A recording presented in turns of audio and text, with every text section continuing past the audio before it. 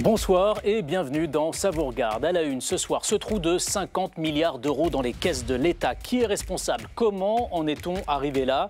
La commission des finances de l'Assemblée a décidé aujourd'hui d'enquêter sur ce dérapage budgétaire. On essaiera donc de reconstituer le fil des événements pour comprendre ce qu'il s'est passé au plus haut sommet de l'État. Notre rubrique Franc-Parler, nous serons avec Sandrine Rousseau, la députée écologiste de Paris en est convaincue. La société française est prête à prendre le virage écologique et social. En revanche, elle estime que la gauche doit encore changer son logiciel. Elle nous expliquera pourquoi. Enfin, la question qui fâche ce soir, la voiture électrique conduit-elle les constructeurs droit dans le mur? Est-ce qu'on est allé trop loin, trop vite vers le tout électrique? Léa Falco et Fanny Guinochet en débattent à la fin de cette émission. Voilà pour le sommaire, c'est parti pour Ça vous regarde.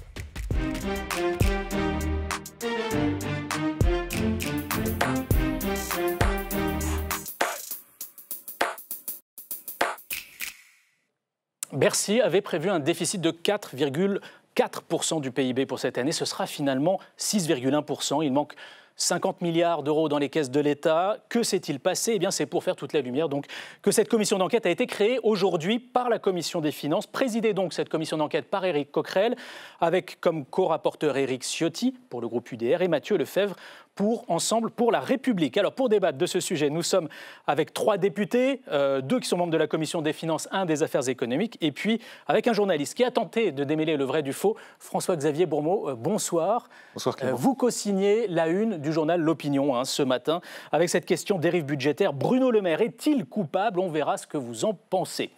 Charles Zitzenstuhl, bonsoir. Bonsoir. Vous êtes député Ensemble pour la République, élu dans le Bas-Rhin, et vous avez été conseiller politique de Bruno Le Maire à Bercy pendant 4 ans, je crois. C'est ça, premier mandat d'Emmanuel Macron. Et vous échangez encore régulièrement avec lui aujourd'hui. Charles Aloncle, bonsoir. Vous êtes député UDR de l'Hérault. L'UDR, je le rappelle, c'est donc le parti qui a été créé par Éric Ciotti après son départ des Républicains. Enfin, Damien Maudet, bonsoir. Bonsoir. Vous êtes député La France Insoumise, élu de la Haute-Vienne. On va commencer par le récap de Marco Pommier.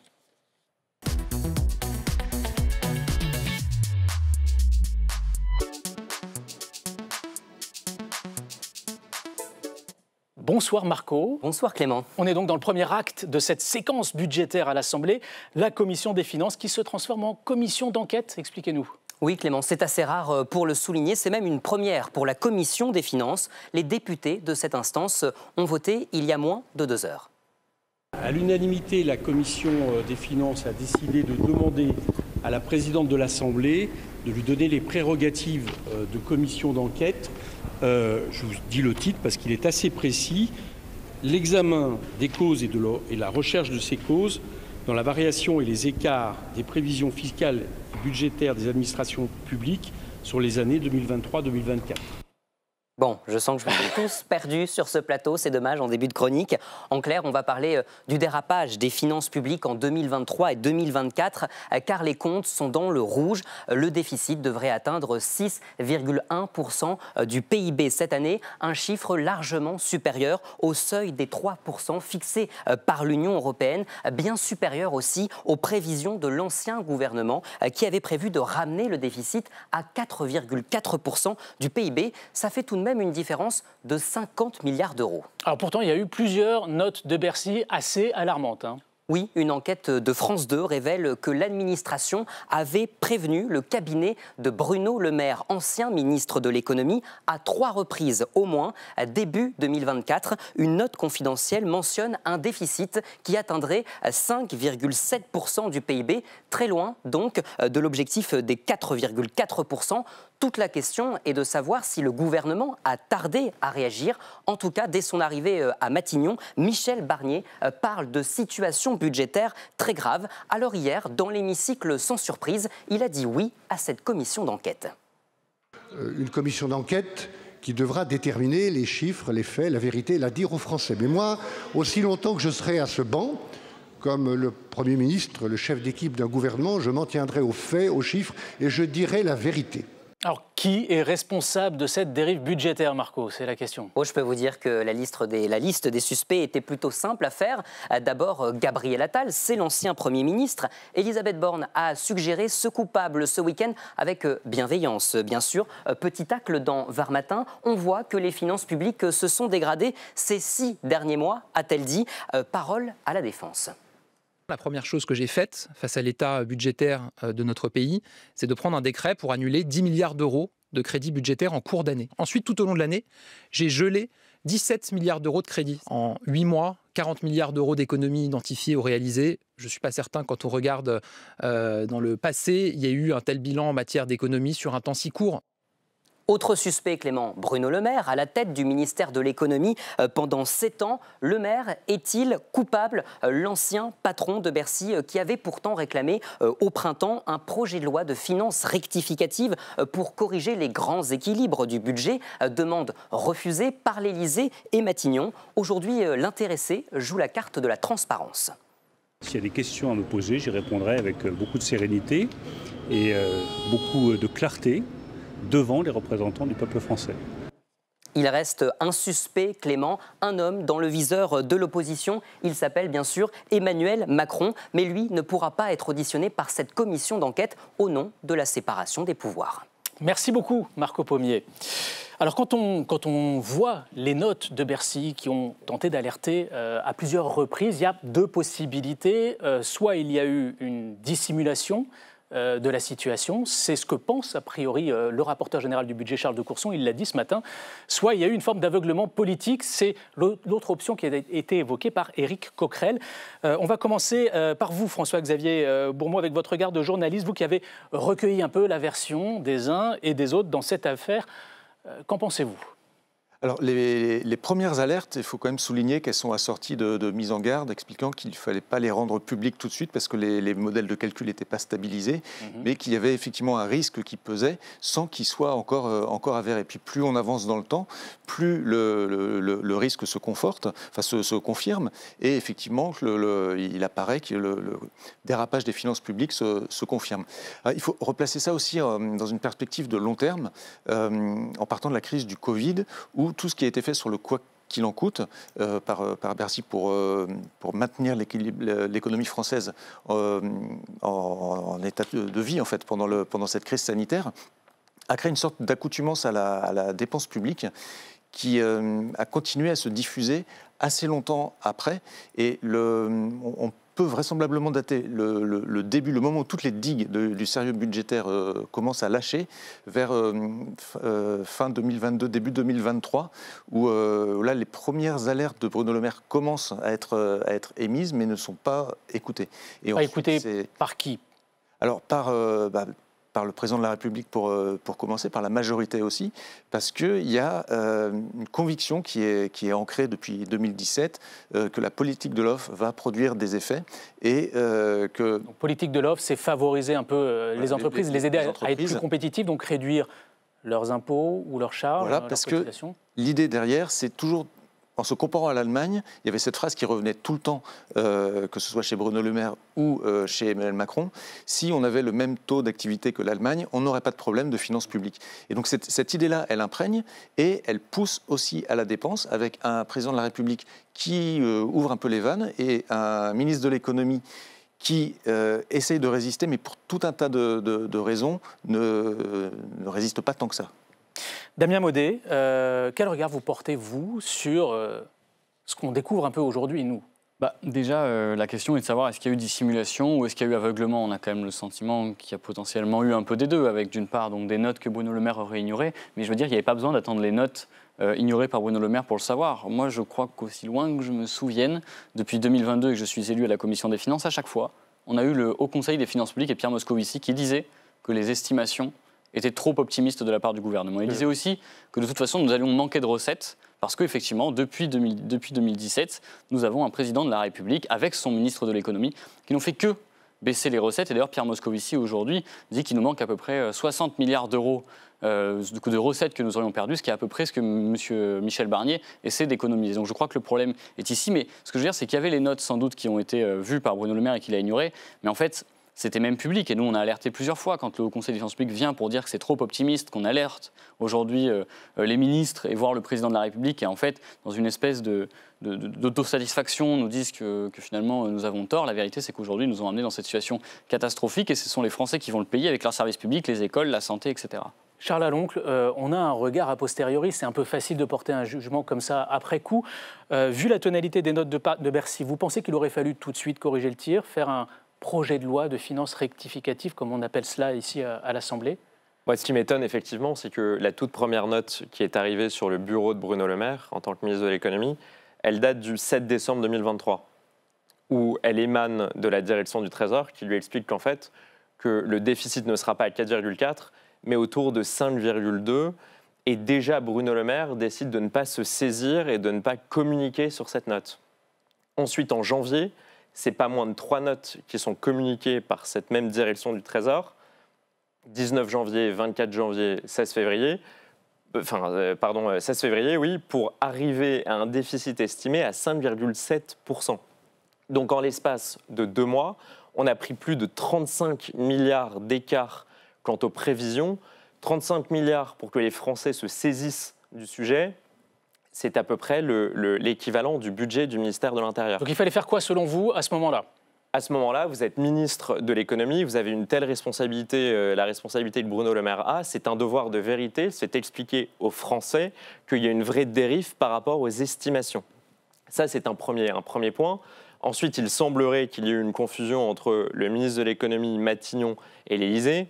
Une confusion, c'est-à-dire? À la défense de Bruno Le Maire a réclamé, et vous serez, je pense, à même d'en dire davantage, il a réclamé un projet de loi de finances rectificatif qui, semble-t-il, lui a été refusé par Matignon et l'Élysée, qui semblait que ce n'était pas le moment opportun pour mettre le sujet sur la table.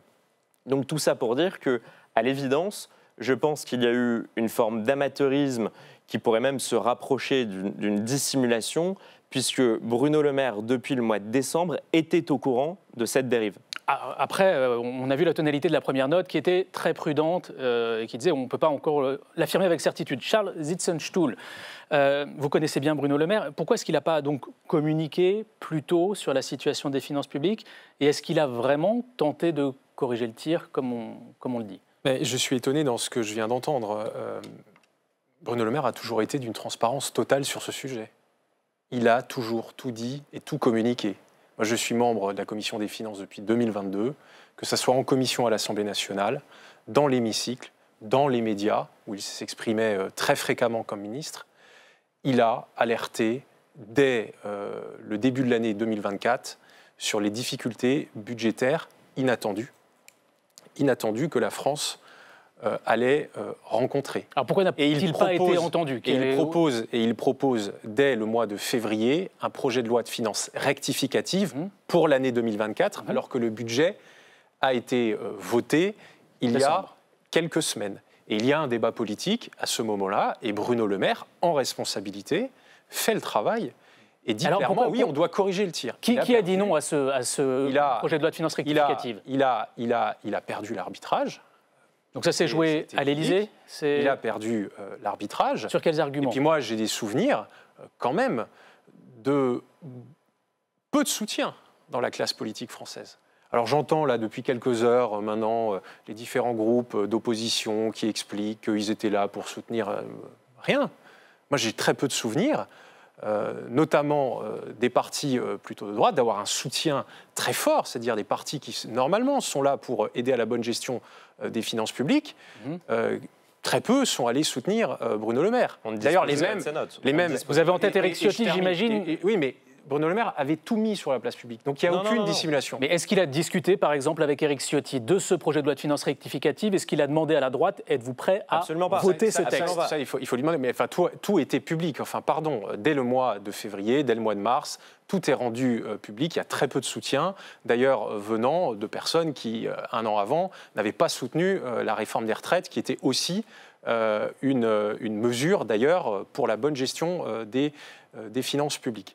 Donc, il ne faut pas tordre la vérité a posteriori. Et puis, pour terminer, moi, je trouve que cette commission d'enquête que nous avons installée cet après-midi, c'est une très bonne chose, parce que le ministre en charge à l'époque, Bruno Le Maire, va pouvoir expliquer, il sera interrogé, et comme il l'a dit tout à l'heure dans votre reportage, il est très serein face aux questions qui lui seront posées, puisqu'il n'a jamais rien caché. Que répondez-vous à ce que disait, de quelques mots, François-Xavier Bourmeau, sur le fait que lui et sans doute le reste du gouvernement ont trop cru dans ce qu'on appelle la politique de l'offre, cette capacité à faire rentrer des recettes fiscales tout en baissant les impôts, notamment des entreprises. Oui, mais moi, je veux tordre le cou à cette idée que la politique de l'offre n'a pas fonctionné. Enfin, au contraire. En matière de recettes fiscales, je ne parle pas en termes de création d'emplois. Je vais répondre sur les recettes. Je vais répondre sur les recettes. Mais je vais dire deux choses. Un, pourquoi est-ce que nous avons fait cette politique de l'offre à partir de 2017 ? Pour baisser le chômage. Nous étions à 9,5% de chômage en 2017. Nous sommes aujourd'hui un peu au-dessus de 7%. Ça, ce sont des résultats concret, tangible de cette politique de l'offre qui a fonctionné. Baisse du chômage européen. Sur les recettes, contrairement à ce qui est dit par notre collègue, les recettes fiscales n'ont pas baissé en France. Les recettes fiscales sont en augmentation constante. Ce n'est pas parce que le taux de certains impôts, notamment le taux de l'impôt sur les sociétés, a été baissé que les recettes fiscales ont baissé. Ah là, il y a bataille de chiffres entre vous deux avec Damien Maudet dans ce cas-là. Mais les chiffres, je les ai. Les recettes fiscales nettes en France sont en augmentation constante depuis 10 ans. Il y a une toute légère baisse l'année dernière, mais la courbe est croissante. On baisse le taux, mais puisque ça génère plus d'activité économique, ça génère plus d'emplois, plus de croissance, il y a au final plus d'impôts qui rentrent dans les caisses de l'État. Donc la politique de l'offre, elle a fonctionné. Damien Maudet. Non, mais juste assez simplement, c'est pas avec moi que vous êtes en désaccord. C'est avec Emmanuel Macron. C'est lui qui, en avril 2024, dit qu'on a un problème de recettes, qu'on n'a pas un problème de dépenses, mais qu'on a un problème de recettes. Force est de constater que la politique fiscale qui a été mise en place nous a amené vers cette perte de recettes. Et ensuite, c'est pas avec moi que vous êtes en désaccord, c'est aussi avec Pierre Moscovici, au Conseil des finances publiques, qui dit qu'entre 2018 et 2023, nous avons eu des pertes de recettes de l'ordre de 62 milliards, et aujourd'hui, on cherche à récupérer 60 milliards. Donc c'est pas tout à fait avec moi que vous êtes en désaccord, c'est même avec les vôtres, qui eux, du coup, expliquent qu'il y a un manque de recettes, qu'il y a un manque de recettes criant. Et d'ailleurs, Pierre Moscovici alerte aussi à l'avenir en disant nous avons des recettes trop peu dynamiques pour les temps à venir parce que nous devons chercher aujourd'hui plus d'argent. Je voudrais simplement revenir sur ce que mon collègue vient de préciser. Moi, je pense sincèrement que Bruno Le Maire a une forme de responsabilité dans tout ça, puisqu'il n'a eu de cesse, entre le mois de janvier et le mois d'avril, de nous expliquer que la France tiendrait son objectif de 3% de déficit en 2027. Lors des vœux qu'il a prononcés en janvier, il nous explique que l'objectif de déficit annoncé à 4,4 serait tenu, et jusqu'en avril, il nous explique que la trajectoire serait tenue, en dépit de toutes les notes qui lui sont parvenues. Donc je pense honnêtement que c'est très facile d'exonérer rapidement Bruno Le Maire, qui a eu à disposition l'ensemble des notes de hauts fonctionnaires qui étaient accablantes à l'époque. François-Xavier Bourmeau, sur ce collectif budgétaire, enfin ce projet de loi de finances rectificative, le veto, il est venu d'où ? De Matignon, de l'Élysée, et pourquoi ? Alors là, on entre vraiment dans le volet politique de l'histoire, parce qu'il ne faut pas oublier qu'au moment où ce projet de loi de finances rectificative est proposé, il y a une élection européenne qui arrive dans 3 mois. Est-ce que le président de la République peut prendre le risque de faire examiner une loi, un projet de loi de finances rectificative à l'Assemblée nationale, sachant qu'il peut prendre une motion de censure et voir le gouvernement chuter 3 mois avant les élections? Le risque politique est gigantesque. Est-ce que Bruno Le Maire peut, lui, considérer que ces avertissements n'étant pas entendus par l'Élysée, décider de démissionner, c'est exactement la même contrainte. Un ministre de l'économie qui quitte le gouvernement en pleine campagne électorale, c'est impossible. Donc les deux, Bruno Le Maire et Emmanuel Macron, sont pris par cette contrainte électorale et vraisemblablement décident de temporiser. Cela dit, il y a... Mais vous l'auriez voté, vous, ce que vous dites. Alors qu'on a demandé... Mais Damien Maudet, honnêtement, vous l'auriez voté, cette loi de finances rectificative Compte tenu de tout le dogme économique qui est mis en place depuis 2017, il y a assez peu de chances, parce que j'imagine que Bruno Le Maire n'allait pas revenir sur tous les cadeaux fiscaux qu'il a pu faire, même si à la fin de son passage au ministère, il a dit qu'il fallait finalement s'attaquer maintenant au 1% ou au 0,1% les plus riches. Mais moi, juste ce que vous dites, je suis désolé de vous couper, mais en fait, je trouve ça très grave de nous dire que finalement, il y avait une élection, donc ce n'était pas possible de dire la vérité aux Français. Je précise juste ce que je veux dire par temporiser, c'est se contenter des 10 milliards de suspensions décidées par Gabriel Attal. On va en parler. Voilà. Et de ne pas révéler les notes qui lui étaient parvenues en juillet, il a attendu septembre pour révéler les notes encore plus accablantes sur le dérapage. Donc on voit bien que pendant la période électorale, la consigne venant de l'Élysée et de Matignon était donnée de ne surtout pas parler du dérapage du déficit et de ne surtout pas donner des gages à cette demande d'audit des comptes publics qu'on exprimait lors de la campagne. Alors, juste peut-être un autre point sur les... Charles Zitsanchou, vous vouliez répondre. Non, mais je ne comprends pas ce que dit Charles Lalonde, qu'on ait des désaccords, etc. Mais comment est-ce que vous pouvez dire que le gouvernement, enfin Bruno Le Maire a tout fait pour masquer, alors que tout est documenté, tout est public. En général. Dès le début 2024, il parle des problèmes que nous avons sur les finances publiques. Et en février-mars 2024, il fait une offensive pour une loi de finances rectificative. Il perdra l'arbitrage. Et j'ajoute, parce que c'est important, ce sont des notes internes, mais les présidents des commissions des finances, les rapporteurs généraux du budget ont accès à ces notes. Alors, ils ont il n'y a eu sur le aucun PLF. Non, mais il n'y a eu pour la première fois de l'histoire de la projet de loi de finances. On est peut-être un peu sur la date technique de comment fonctionne l'État à l'intérieur, mais ce ne sont absolument pas des notes qui ont été dissimulées. Ce sont des notes internes. Ce sont des notes internes. On va avancer dans le débat si vous voulez, parce que là on a fait un peu le tour de la question. C'était accablant qu'en septembre, on a perdu donc 6 mois pour corriger. Si Éric Coquerel voulait avoir la note au mois de mars ou avril, il l'aurait eu. C'est un peu gonflé dans la mesure où quand Éric Coquerel a voulu récupérer les documents budgétaires, on lui a refusé quand même pour la première fois de l'histoire. Ils ont été transmis. En début d'année, c'est exactement ce qui est arrivé avec Charles de Courson. Ensuite, un autre sujet, et c'est pas pour faire l'avocat de Bruno Le Maire, mais là ce qu'on voit, c'est que les rats quittent le navire et que personne n'a envie d'assumer ce bilan fiscal. Enfin, je veux dire, quand Gabriel Attal, quand Elisabeth Borne tire sur Gabriel Attal va sans doute tirer sur Bruno Le Maire. On voit aujourd'hui qu'il y a une gêne totale sur la politique économique qui a été menée depuis 2017. Vous dites que vous en êtes fiers, mais la vérité, c'est qu'il n'y a plus personne qui veut l'assumer, cette politique économique-là. Et peut-être que ça sera Emmanuel Macron, même si on ne peut pas l'interroger, mais finalement, s'il y a un dénominateur commun entre tous, c'est lui. Alors, il y a une question à laquelle cette commission d'enquête va chercher de répondre, c'est pourquoi une croissance donnée ne donne pas les recettes fiscales attendues. Sur ce sujet, il y a cette idée avancée par certains, et notamment par Agnès Pannier-Runacher, que les modèles économiques qui sont utilisés par Bercy ne fonctionnent plus aussi bien qu'avant, qui ne sont plus aussi précis. On va d'abord l'écouter, et ensuite on va avoir l'analyse d'un économiste.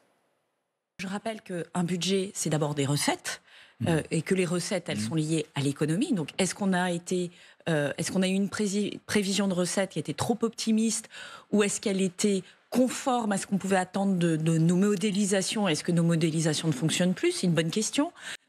Et nous sommes en liaison vidéo avec François Girolf. Bonsoir, monsieur, vous êtes économiste à l'OFCE. C'est vrai ce que dit Agnès Pannier-Runacher, ces fameux modèles qu'on fait tourner à Bercy ne sont plus aussi précis qu'avant le Covid. Et si oui, pourquoi ?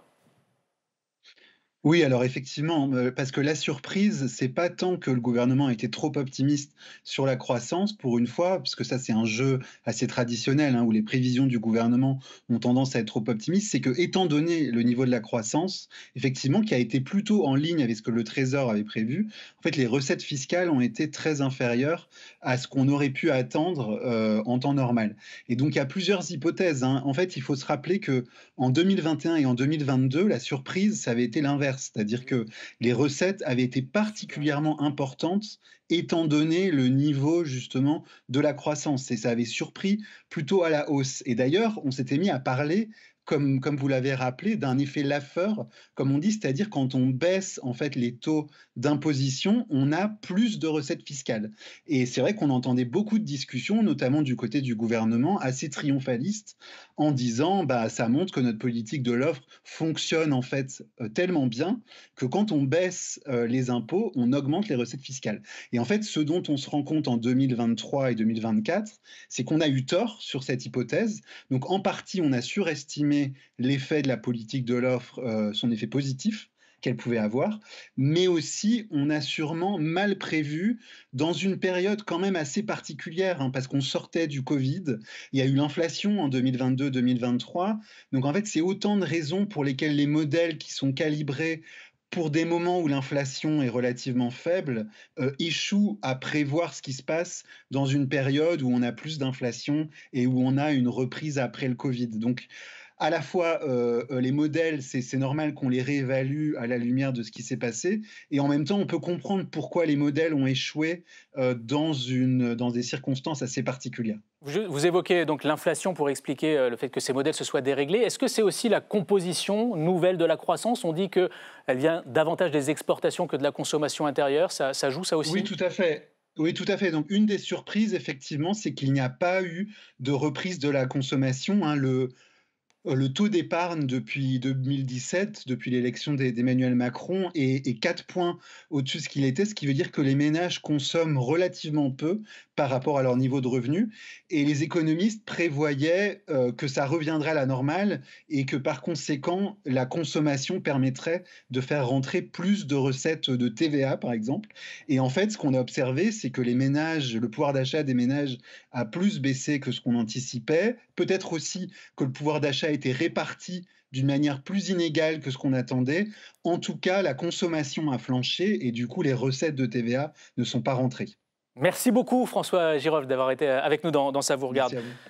Charles Zitzenstuhl, quand vous entendez cette analyse et ces explications de cet économiste, est-ce que vous ne craignez pas que la commission d'enquête fasse un peu le procès du macronisme et de ce qui a été un peu l'ADN de la politique économique d'Emmanuel Macron depuis 2017 ? Il y aura forcément des opposants qui auront envie de le faire. J'ai envie de dire, c'est le jeu.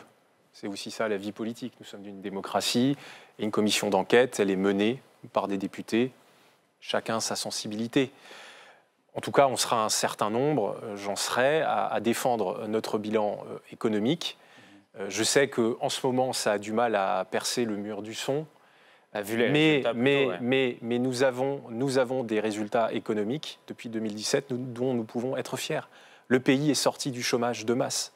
C'est votre seul argument. Nous avons alors que les résultats sont moins bons que nos voisins européens. Les résultats sont moins bons que la moyenne et que les voisins européens, c'est le seul argument. Nous sortons. Non, mais le chômage, c'est majeur. Enfin, nous sortons du chômage de masse. Nous avons baissé le chômage. Nous avons relancé l'industrie dans notre pays, alors que notre pays se désindustrialisait depuis 30 ans. La France est le premier pays en Europe, depuis maintenant 5 ou 6 ans, le plus attractif, avec des investissements concrets. Chez moi, en Alsace, on voit des usines qui s'installent, qui s'agrandissent. Des rachats d'actifs stratégiques par l'étranger. Ce sont des résultats. C'est ça aussi, les investissements étrangers. Attendez, ne parlez pas tous en même temps, s'il vous plaît. Je terminerai. Ce sont des résultats économiques que les gouvernements précédents, qu'ils soient de gauche et de droite, et j'étais moi aussi dans un parti politique où vous avez été il y a quelques années, à l'UMP, etc. Ce sont des résultats économiques qui n'ont pas été obtenus par la gauche et la droite précédemment. Donc là, on a un problème budgétaire. Il va falloir comprendre pourquoi. Il y a aussi un sujet sur les modèles, ça a été bien expliqué, je ne reviendrai pas. Mais ne jetons pas le bébé avec l'eau du bain. La politique économique, elle fonctionne. Charles Lalonde, vous critiquez un peu ce qui a été fait, et en même temps, quand on regarde les propositions économiques d'Éric Ciotti, qui préside aujourd'hui votre groupe politique, c'est avant tout de baisser les impôts, et notamment les impôts des entreprises. Donc, baisser les impôts, mais parce que l'effort doit très majoritairement porter sur la baisse de la dépense publique, ce qui n'est précisément pas annoncé par Michel Barnier, à rebours des déclarations qu'il avait pu avoir devant la représentation nationale. Je voudrais simplement réagir à ce que vous venez de dire. Moi, il y a quelque chose qui m'insupporte depuis plusieurs mois, alors que Emmanuel Macron, son gouvernement et tous ceux qui ont participé ont subi 3 revers électoraux en l'espace d'1 mois entre les européennes et les 2 tours des législatives, de continuer à percevoir et à subir cette forme de satisfaction, pour ne pas dire arrogance, du bloc central, du bloc macroniste, qui nous explique que le bilan économique est tellement formidable qu'on en arrive à une commission d'enquête sur les dérives des finances publiques et du budget. Très simplement, je pense qu'il est temps de faire preuve d'humilité, je pense qu'il est temps de faire preuve de vérité, parce que c'est le sort du pays qui est en jeu. C'est le seul point que sur lequel je voulais insister. Damien Maudet là-dessus, et après j'aimerais qu'on aborde un autre thème. Pour réagir à ce que disait mon collègue du groupe EPR, enfin, franchement, Ensemble pour la République. Je ne sais pas qui est-ce que vous allez convaincre. On dirait que vous dites à tout le monde que votre bilan est si formidable. Mais en fait, je ne sais pas quel Français vous allez pouvoir aller voir qui va vous dire « Oui, c'est vrai que je vis mieux depuis 2017 ». Aujourd'hui, le nombre de soignants, par exemple, dans les hôpitaux, le nombre de soignants qui nous manque a été... Alors, vous êtes en train de faire le procès du macronisme. La vérité, elle est là. C'est-à-dire qu'on ne peut pas se dire qu'on a le meilleur bilan économique. Et ce sera sans doute dans le cadre de cette commission d'enquête. Je pense qu'il vit mieux depuis 2017. La vérité, c'est même tout l'inverse. Aujourd'hui, on a une personne sur 3 qui a du mal à nourrir ses enfants, une personne sur 3 qui a du mal à se soigner. Bon. Donc, on ne peut pas dire que le bilan serait le bon et magnifique. C'est impossible. J'aimerais vous entendre un peu tous sur cet argument avancé notamment par Ensemble pour la République, qui est de dire qu'une grande partie de ce dérapage budgétaire est imputable aux collectivités locales. Elle serait responsable à elle seule d'un dérapage de 16 milliards d'euros. Charles Zitzenstuhl, expliquez-nous un peu le pourquoi du comment. Bon, à chaque fois, j'ai compris le rôle dans ce débat. je pense que vous faites référence aux 16 milliards d'euros qui figuraient dans un courrier de Bruno Le Maire et Thomas Cazenave, l'ancien ministre des Comptes publics, et qui était une note, en fait. On expliquait les risques qui pèsent sur le budget 2024. Donc il y avait un risque qui était identifié, c'est qu'il pourrait y avoir un surplus de dépenses des collectivités de l'ordre de 15-16 milliards d'euros. Bon, il y a eu un abcès de fixation sur ce débat. Mais il a eu lieu ce dérapage ou alors, c'était on verra, je dirais, à la fin de l'exercice 2024. Je tiens quand même à dire que la Cour des comptes a confirmé, quand nous avons auditionné Pierre Moscovici, a confirmé qu'il y avait des dépenses supplémentaires au niveau des collectivités locales, notamment parce qu'en fait, on est en fin de mandat. D'ailleurs, je prépare la prochaine campagne. On est très sollicité sur les inaugurations en ce moment. Enfin, moi, c'est mon cas. Parce que ce sont les projets lancés en 2020 par les nouvelles équipes municipales qui arrivent maintenant à maturité. Donc il y a une augmentation, oui, un petit peu. Mais il ne faut pas critiquer en soi l'action des collectivités qui sont là, qui existent, qui ont le droit d'investir. Mais chacun doit participer à l'effort. D'ailleurs, Michel Barnier l'a dit. D'un mot, tous les deux, et après... C'est bien, enfin, je vois que le collègue essaie de rattraper ce qu'a dit avant lui Bruno Le Maire, où il avait fusillé sur la place publique toutes les collectivités en disant que c'était elles qui étaient responsables du déficit. Aujourd'hui, quand même, il ne faut pas oublier qu'aux collectivités, on leur a enlevé un certain nombre de recettes, notamment. Et aujourd'hui, je ne vois pas, parce que si les collectivités doivent se serrer la ceinture, aujourd'hui, c'est tous les artisans, toutes les entreprises aussi qui dépendent de ces collectivités-là qui vont se retrouver en difficulté. Et donc, c'est proprement scandaleux de penser que ça vient de leur part, ce déficit. En deux mots, je pense que c'est absolument scandaleux de rejeter la faute sur les collectivités. Les collectivités, l'endettement des collectivités est stable depuis 1995. Il faut quand même le rappeler. L'endettement des collectivités ne représente que 9% du PIB, là où l'endettement de l'État est passé de 40% à 89% sur cette même période. Donc la mère des réformes, la priorité, et c'est ce à quoi nous appelons avec le groupe UDR, avec Éric Ciotti, c'est de faire une réforme massive de l'État pour enfin mettre l'État face à ses responsabilités. D'un mot, François-Xavier Bourmeau, vous en attendez quoi, vous, de cette commission d'enquête ? De voir si elle aboutit aux mêmes conclusions qu'on a données dans l'opinion ce matin. Voir si vous avez eu les bonnes infos. S'il trouve le coupable. Bon, en tout cas, merci à tous les quatre d'être venus sur ce plateau. J'espère que nos téléspectateurs y voient plus clair sur ce sujet assez complexe, assez technique. Et je les invite à suivre de près les travaux de cette commission d'enquête, évidemment sur LCP et sur notre chaîne YouTube. Voilà pour le petit coup de promo, d'auto-promo. Place à notre tête-à-tête quotidien. À présent, franc-parler avec ce soir une des figures de l'écologie politique à l'Assemblée, Sandrine Rousseau. Bonsoir. Bonsoir. Vous venez de publier Ce qui nous porte aux éditions du Seuil. Vous y livrez votre vision de la société et des défis que la gauche doit relever. On en parle dans un instant, juste après votre invitation qui est signée Marion Becker. Si on vous invite, Sandrine Rousseau, c'est parce que vous avez décidé de proposer un nouveau modèle social. Vous exhortez la gauche à vous rejoindre et à se débarrasser du libéralisme. Dans Ce qui nous porte, votre nouvel essai, vous appelez à déconstruire l'imaginaire des 30 glorieuses, cette période idéalisée, cette France fantasmée, que ce soit par la droite ou par la gauche. Vous racontez la croissance et la consommation à leur apogée, la France pavillonnaire qui sort de terre grâce à la voiture individuelle. J'achète, donc je suis. Mes grands-parents, puis mes parents, comme tant d'autres, font construire leur pavillon au tournant des années 1980. Ils achètent un terrain à bâtir et ils choisissent une maison sur plan. Pour nombre d'entre nous, le pavillon devient le symbole du bonheur familial. Puis viennent le choc pétrolier, le chômage, le modèle est en crise. Vous analysez alors comment la droite et surtout l'extrême droite se développent sur cette fracture et sur le sentiment de déclassement. Comment elle diffuse le sentiment d'une société en guerre, les uns contre les autres. C'est à ce moment-là que la gauche recule selon vous et vous l'exhortez à suivre vos conseils pour sortir de cette crise, car tout n'est pas perdu. Études sociologiques à l'appui, vous estimez que la société est plus unie qu'on ne le pense. Autour du divorce, de l'avortement, de l'euthanasie et de l'homosexualité, la tolérance n'a cessé de croître.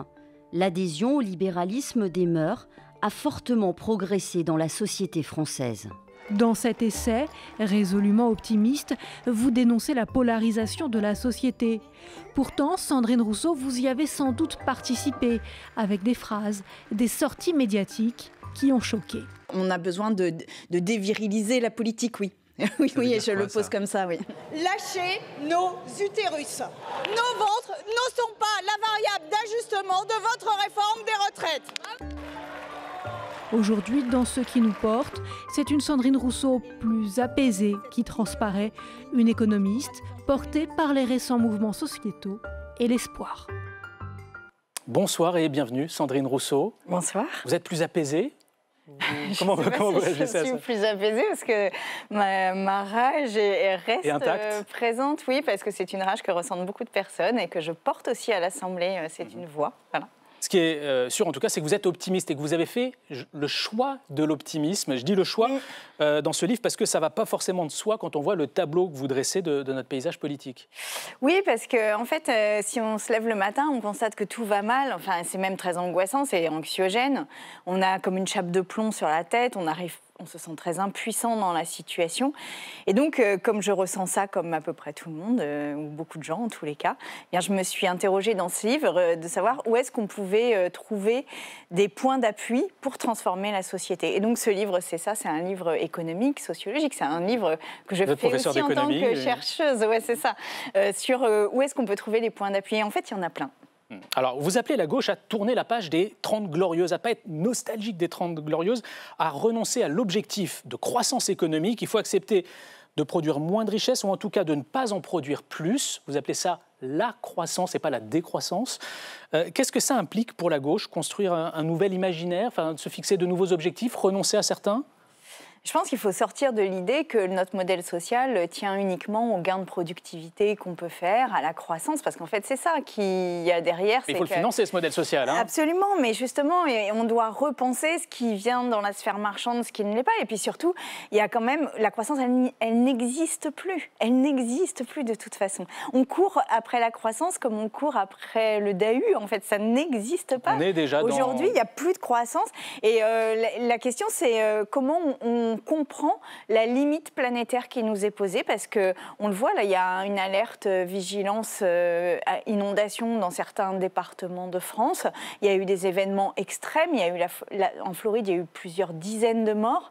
En fait, là, on est à la limite. Et ce que nous avons à faire maintenant, c'est un virage important, c'est renoncer à cette idée de puissance. Et ça, c'est en fait un virage très profond. Qu'est-ce que vous entendez par là, de puissance, volonté de puissance? De puissance, de maîtrise de la nature, de puissance dominatrice sur les autres, de puissance dominatrice par l'économie. Là, vous vous adressez à la gauche aussi en disant ça? Oui, et je pense que le jour où la gauche accepte de renoncer à la croissance, sort de ce modèle-là et se dit, comment nous assurons nos besoins fondamentaux, comment nous assurons nos services publics sans croissance. Le jour où la gauche devient décroissante, je pense même qu'elle gagne. Alors, vous estimez qu'il y a un décalage aujourd'hui entre la classe politique et la société française qui serait prête, selon vous, à prendre ce virage économique et social. Qu'est-ce qui vous fait dire cela ? Mais toutes les enquêtes sociologiques, si on sort des sondages, vous savez que les sondages sont des gens qui répondent au téléphone sur une question d'actualité. Mais si on regarde les enquêtes sociologiques, qui sont un travail de recherche beaucoup plus en profondeur avec les personnes selon des modalités qui sont des normes internationales, eh bien vous vous apercevez que la France est beaucoup plus unie qu'il n'y paraît. Le sexisme diminue, le racisme diminue, même si il y a encore de bonnes résistances, mais enfin quand même il diminue. Le rapport aux animaux est en train de changer. Tout le monde fait des gestes écologiques. Tout le monde. Ça, par exemple, ça a été même pour moi une surprise. C'est que si on regarde les enquêtes sociologiques, tous les Français, tous font des gestes écologiques. C'est incroyable. Donc en fait, on est prêt à ce changement-là. Et ce qui manque, c'est les politiques publiques. Aller jusqu'où? Parce que quand vous dites qu'il faut renoncer à la croissance, ça veut dire renoncer à devenir plus riche. Vous avez le sentiment que la société française, que chaque Français est prêt à cela aujourd'hui? Ça ne veut pas dire que ne pas devenir plus riche. Pour les plus pauvres, ça veut dire avoir beaucoup plus de capacité à vivre. Beaucoup plus de capacité à vivre. Et moi, je pense qu'il faut qu'on arrête de prendre la transformation écologique par « il faut vous changer de voiture, il faut faire ça, il faut faire ci », mais en disant « mais la transformation écologique, c'est retrouver du temps pour soi, du temps pour soi. C'est-à-dire du temps en dehors des courses, du travail, du temps au travail pour bien faire son travail. C'est retrouver du sens, c'est retrouver du lien, c'est retrouver de la solidarité, c'est retrouver des temps qui ne dépendent pas de l'argent, c'est retrouver en fait une forme oui, j'ose ce mot, de bonheur, parce que ça n'est pas vrai, et toutes les études sociologiques le montrent, qu'aujourd'hui nous sommes heureux. Nous ne sommes pas heureux en nous levant, en courant pour aller au travail, ou en courant après le travail pour faire les courses, pour aller chercher le petit dernier, pour recourir, faire les devoirs, pour repartir. Tout ça n'a pas de sens. Donc la question, c'est, on se pose, on réfléchit de quoi on a besoin. On a besoin de logement, on a besoin de choses comme ça. Okay, revenir à l'essentiel. Oui, mais à ce qui a du sens aussi. Vraiment à ce qui a du sens. Là, je pense qu'on est en train de perdre le sens de tout. Et alors, vous insistez sur la polarisation de la société et vous pointez du doigt la classe politique. Il faut retrouver ce qui nous unit et la classe politique doit cesser de capitaliser sur ce qui peut nous diviser. Qui divise aujourd'hui? Qui polarise la société? Mais je pense que l'extrême droite polarise énormément et ces enquêtes sociologiques montrent qu'elle n'est pas en phase avec la société française. Et la question que l'on doit se poser, c'est pourquoi ils font ces scores-là, alors même que ce qu'ils prônent n'est pas en phase avec la société. L'hypothèse que je pose est qu'il y a une forme d'activation d'une nostalgie, la nostalgie de ces 30 glorieuses avec le pavillon, la voiture, la famille nucléaire, et que c'est cette nostalgie-là qui arrime une forme d'électorat au Rassemblement national. Évidemment, il y a des idéologues de l'extrême droite, il y a des gens racistes au Rassemblement national, mais il y a aussi cette nostalgie. Et je crois que là, on doit dire merci aux 30 Glorieuses pour ce que ça nous a amené, merci, mais maintenant on doit passer à autre chose. Et en fait, ce truc-là, c'est aussi une manière, pardon, je termine, mais d'amener les personnes qui ont vécu ces 30 Glorieuses, qui se sont sacrifiées pendant ces 30 Glorieuses, et de leur dire merci pour ce que vous avez fait. Moi, par exemple, dans ce livre, je dis merci à mes parents, à mes grands-parents, parce que je sais que je dois la position dans laquelle je suis grâce à ce qu'ils ont fait et grâce au modèle auquel ils ont adhéré. Mais c'est précisément parce que je leur dis merci que je peux aussi leur dire maintenant il nous faut changer. Vous pointez du doigt l'extrême droite sur cette polarisation de la société. Et l'extrême gauche, elle a une part de responsabilité à vos yeux ? Mais on dans la nous a façon peut-être de mener le débat public, de crier dans l'hémicycle, par exemple, mais moi, je pense que l'extrême droite peut avoir, avec un ton très, très calme et très doucereux, des idées d'une violence extrême. Donc, en fait, la question n'est pas l'éclat de voix. Et moi, on m'a beaucoup reproché de cliver. Mais la réalité, c'est que quand vous regardez... Par exemple, quand j'ai sorti le barbecue, il y avait près de 60% des Français qui étaient d'accord avec moi. Quand j'ai sorti le droit à la paresse, c'était 70%. Quand j'ai sorti même les tâches domestiques, le délit de tâches domestiques, il y avait près de 70% des femmes qui étaient d'accord avec moi. Est-ce que vous avez pensé à défendre vos idées différemment ? Je les défends de plein de manières différentes. Je les défends en allant sur le terrain, je les défends par des phrases un peu bousculantes parfois, je les défends par des amendements, par des propositions de loi. Par exemple, quand j'ai présenté la loi sur l'indemnisation des personnes qui sont victimes de retrait-gonflement des argiles, vous savez, ces maisons qui se craquent sous les sécheresses et les inondations, eh bien, je l'ai eu à l'unanimité. Ma loi, elle a été votée à l'unanimité de l'hémicycle, moins 6 voix. Donc, vous voyez, en fait... Vous avez fait moins de bruit et vous avez obtenu plus de résultats. Est-ce qu'il n'y a pas une leçon à tirer ? Non, je n'ai pas fait moins de bruit. Je ne sais pas si les Français vous ont entendu sur ce sujet. Non, je pense que... en fait, moi, j'essaye d'ouvrir des brèches, de faire comprendre des choses aux gens. Et quand on est installé dans un mode de pensée, des fois ça surprend, des fois même ça choque et des fois ça heurte. Mais en fait, je remarque que derrière ça travaille et que derrière ça bouge. Vous appelez la gauche à se réapproprier la notion de fierté. En revanche, vous rejetez l'idée de fierté nationale. Pourquoi ? Parce que la fierté dans les 30 Glorieuses, parce qu'il faut faire un inventaire objectif de cette période-là. Moi, je parle de fierté nationale. Est-ce que parce que ça a été revendiqué par la gauche et assumé pendant longtemps, cette fierté d'appartenir à une nation qui partage des valeurs communes, des objectifs communs ?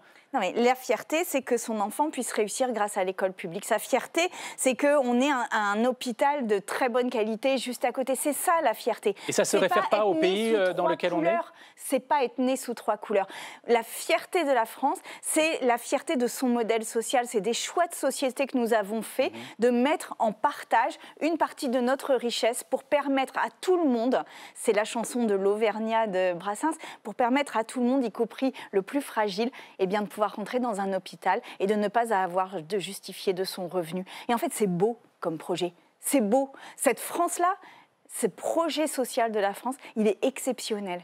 Et ce n'est pas juste 3 couleurs là. Donc vous êtes fière d'être française quand vous dites ça? Je suis absolument fière de la construction de notre société, oui. Et je renonce à une fierté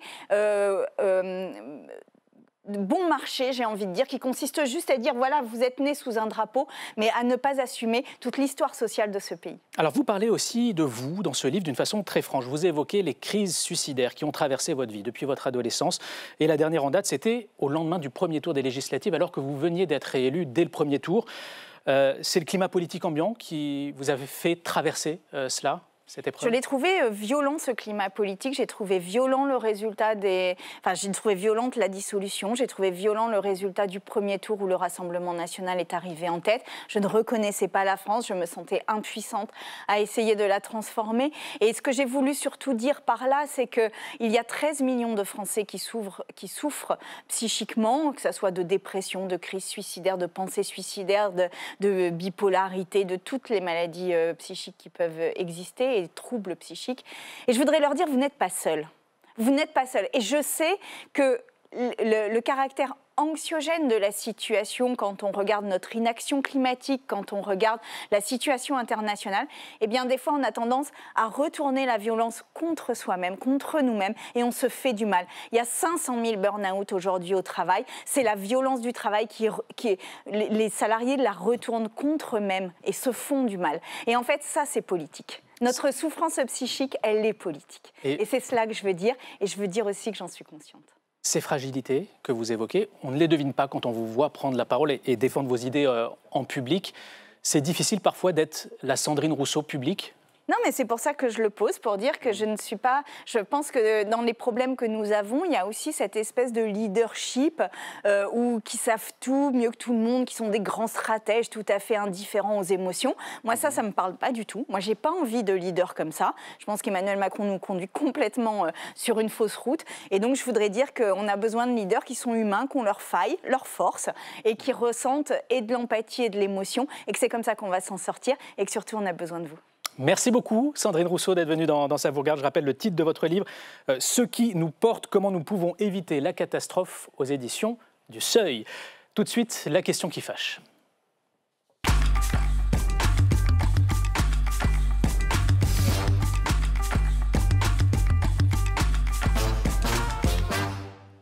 Alors si je dis que la voiture en général, ça intéresse plus les hommes que les femmes, on va dire que je ne suis pas assez déconstruit.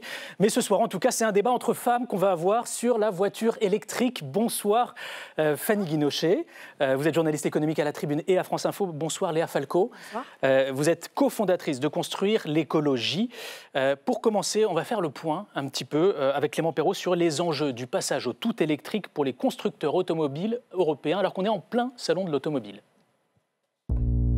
La question qui fâche aujourd'hui nous arrive tout droit et sans embouteillage de la porte de Versailles. S'y déroule l'inévitable salon de l'auto où les vedettes sont électriques. Rien de nouveau, l'industrie automobile a pris ce virage depuis plusieurs années maintenant, au point qu'il est devenu irréversible. En visite au salon, le président de la République a d'ailleurs encouragé les constructeurs à persister dans cette voie. On transforme, on crée des emplois, et donc il faut tenir même si la période est difficile. Difficile pour une raison majeure, les consommateurs ne suivent pas. Sur les 7 premiers mois de 2024, l'électrique n'a représenté que 13,8% des immatriculations de voitures neuves en Europe, contre 15,7% l'année dernière. Quand la consommation va à contre-courant de la production, la machine s'enraye et les constructeurs tous. L'industrie européenne a quand même investi quelque chose comme engagé 250 milliards d'investissements. Et donc, il faut qu'on fasse tourner le business, parce que sinon, ça va être un problème. L'Europe a fixé la fin des ventes de voitures thermiques à 2035 et va sanctionner dès 2025 les constructeurs qui ne font pas assez d'électrique. Entre les contraintes de Bruxelles et la concurrence chinoise qui écrase les prix, l'industrie automobile européenne peine à trouver le bon créneau. Pour Carlos Tavares, président de Stellantis, la clé, c'est la baisse des coûts de production. Si l'on veut garder une industrie européenne, il faut réduire les coûts des véhicules zéro émission de 30%. Il faut travailler plus efficacement avec des voitures plus intelligentes, moins chères à développer et à produire. Ces évolutions prennent du temps et l'industrie automobile n'en a pas. Alors la question qui fâche ce soir est la suivante. La voiture électrique conduit-elle les constructeurs droit dans le mur? Fanny Viginochet, on va droit dans le mur dans ce domaine-là? Quand on voit votre reportage, on se dit que c'est compliqué. C'est mal parti. Pour les constructeurs. Et effectivement, ils sont devant un défi incroyable avec énormément de contraintes, en fait. C'est ça la difficulté pour eux, c'est de prendre le virage électrique. Et je crois qu'il faut le dire que tous l'ont pris. Aujourd'hui, il n'y a plus au sein de la filière électrique de constructeurs qui disent qu'il ne faut pas prendre ce virage-là. Tous ont investi massivement. On l'entendait, 250 milliards d'euros d'investissement, c'est énorme. Donc on ne peut pas revenir en arrière, mais est-ce qu'il faut actionner le frein à main? Alors, la difficulté de revenir en arrière aujourd'hui, c'est qu'on perdrait, on est tellement avancé dans le tunnel, si vous voulez, que ça serait une folie de faire marche arrière. En revanche, le frein à main, il faut peut-être trouver des aménagements pour prendre un peu plus en douceur le virage. Certains le demandent. Par exemple, la question, on l'entendait dans votre sujet, il y a l'obligation donc 2035, donc les constructeurs ont cette obligation, ont cette ligne de mire, cette vision de passer à l'électrique, mais dès 2025, l'an prochain, ceux qui ne feront pas suffisamment de ventes de voitures électriques seront sanctionnés. Or, on voit bien que de l'autre côté, le consommateur n'a pas forcément les moyens d'acheter de l'électrique, parce que les voitures, elles restent quand même plus chères que des voitures thermiques, que certes, la puissance publique a aidé, l'État français, mais les Allemands, les Norvégiens ont mis des bonus électriques, mais quand les caisses sont vides, vous aviez un débat juste avant. Et puis ces bonus, certains pays sont en train de les supprimer. Et voilà, donc les aides sont réduites. Donc finalement, on a des constructeurs qui se dépêchent de faire de l'électrique et une demande qui n'est pas là. Léa Falco, est-ce que, pour une fois, j'ai envie de dire, l'Europe n'est pas allée trop vite sur un sujet de la transition écologique? En fait, je suis tout à fait d'accord avec cette analyse. Il y a un élément aussi qui n'a pas été mentionné, qui est l'intérêt stratégique des constructeurs. En fait, on a un système dans lequel, puisqu'on ne fait pas de planification à la chinoise, et c'est tant mieux sur tout un tas d'aspects, puisqu'on ne fait pas de planification, nos constructeurs, ils naviguent un peu à vue et à l'instabilité des politiques publiques. Et en France, en Europe, on a quand même eu un système en 15 ans qui est passé du Grenelle de l'environnement, on favorise plutôt les diesels, à on passe au tout électrique. Et en fait, là, si on change à nouveau de cap, ça veut dire que nos constructeurs européens, non seulement ils perdent un potentiel avantage concurrentiel qu'ils pourraient essayer de regagner dans les prochaines années, mais en plus, ils n'ont plus de cap clair. Et ça, je pense que c'est vraiment quelque chose stratégiquement. La question n'est plus de changer de cap, mais peut-être d'assouplir un peu le calendrier. Vous entendez parler de ces nouvelles normes qui entrent en vigueur l'année prochaine et de ces pénalités qui vont arriver pour les constructeurs européens. Oui, qui sont par ailleurs palliées à l'interdiction en 2035. C'est les normes CAFE qui sont autre chose. Là, ce sont des normes de pollution, d'émissions de CO2 par kilomètre et par voiture, avec une moyenne par constructeur. Et pour baisser ces émissions, il faut vendre beaucoup de voitures électriques. Or, on voit que les immatriculations d'électriques baissent. Les immatriculations en général, par ailleurs. En fait, il y a quelque chose qu'on ne mentionne pas assez, mais c'est que les Français se fournissent assez peu sur le marché du neuf. En fait, 75% des voitures en 2023 qui ont été achetées, c'est sur le marché de l'occasion. Et comme vous avez évidemment statistiquement beaucoup moins de voitures électriques sur le marché de l'occasion, il y a cet effet de levier qui ne s'est encore pas fait et auquel devaient contribuer à participer les subventions publiques, le passage d'un certain nombre d'efforts des constructeurs du segment C, c'est-à-dire plutôt des voitures un peu lourdes sur lesquelles ils margent, vers du segment B qui est plutôt de la voiture. Tout ça a été fait. Mais est-ce que l'Europe Non, ça n'a pas été fait. Au contraire, c'est un axe stratégique à développer pour les constructeurs. Les petits modèles commencent à sortir chez les constructeurs européens. Mais est-ce que vous pensez que l'Europe doit un peu assouplir son calendrier? Est-ce qu'elle n'est pas allée trop vite? Sur CAFE, sur 2025, ça se discute. Sur 2035, non, parce que c'est justement un cap clair dont on a besoin et que par ailleurs, les industriels revendiquaient ou demandaient avant. Officiellement, peut-être qu'en coulisses le discours est différent, mais officiellement, ils demandaient un cap clair industriel européen et c'est ce qui leur a été fourni. Vu l'état dans lequel est aujourd'hui la filière auto, on voit par exemple qu'il y a des usines Stellantis qui sont mises à l'arrêt parce que derrière la production, on ne vend pas, donc on produit moins. Oui, en Italie, la Fiat 500 électrique, on n'en produit plus parce que ça ne se vend pas. Voilà, donc on est arrivé à un chômage, un chômage partiel. On peut se dire qu'il va y avoir d'autres cas comme ça et qu'à un moment, la population, c'est ça qui est terrible dans cette histoire, c'est que ça va être l'écologie contre les emplois. Et il faut arriver à trouver le juste milieu. La difficulté aussi pour l'Europe, c'est que l'Europe n'est pas alignée. Ça, c'est un point. Par exemple, entre les Allemands et les Français, on n'est pas tous raccords sur la façon de prendre le virage vers l'électrique, la façon de se comporter vis-à-vis des Chinois. Et le deuxième point, et on le voit, il suffit d'aller au mondial là, de l'automobile, au salon, c'est la déferlante, le tsunami chinois. C'est-à-dire qu'on est tout petit face à une déferlante de voitures chinoises. Qui sont beaucoup moins chères. Est-ce qu'elles restent quand même moins chères que les voitures européennes avec ce malus, avec ces taxes aux frontières mises en place par l'Union européenne? Moins chères, et surtout, on voit bien que en termes d'innovation, les Chinois, parce qu'ils ont été dopés à la subvention, il ne faut pas se leurrer, ça fait, ils ont pris de l'avance. Et c'est vrai que pour les constructeurs, l'idée, c'est aussi d'essayer de se protéger. Les barrières que l'on vient de mettre au niveau de l'Europe, donc des barrières douanières pour les importations chinoises, vont freiner le mouvement. Mais il faut avoir en tête, il y a les constructeurs chinois, ils prévoient 80 millions de voitures. Or, leur marché n'en absorbe que 20 millions. Il y en aura 10 millions qui viendront vers nous. Donc, face à ça, c'est là où on entend l'inquiétude des constructeurs français, mais aussi européens. Et Léa Falco, j'aimerais avoir votre avis là-dessus. Est-ce que cette transition un peu à marche forcée ne va pas profiter finalement à des voitures chinoises conduites dans des conditions sociales et écologiques moins bonnes qu'en Europe? C'est toute la question qu'on est en train de débattre aujourd'hui, parce qu'effectivement, les Chinois, ils sont en surproduction parce qu'ils veulent inonder le marché mondial, que ça fait 15 ans qu'eux ont commencé à prendre le virage de l'électrique, et qu'aujourd'hui, même en termes techniques, ils sont au-dessus des voitures électriques européennes, en plus d'être plus abordables parce qu'ils sont plus petits, plus compacts, plus faciles à la production. Donc, c'est quoi la solution pour ne pas rendre l'écologie impopulaire? Parce que là, on a vraiment, on coche toutes les cases pour... On est d'accord. Il y a la question des emplois que vous avez mentionnée, qui me paraît indispensable à traiter politiquement. Aujourd'hui, on n'a pas de planification des emplois qui vont disparaître dans le monde automobile. Parce qu'on parle des constructeurs, mais à côté, vous avez les équipementiers, vous avez les garagistes, vous avez tout l'écosystème des intermédiaires de l'automobile. Et aujourd'hui, en France, on n'a pas de plan pour ces usines, justement, qui ferment. Et le risque, il est là, vous le mentionnez.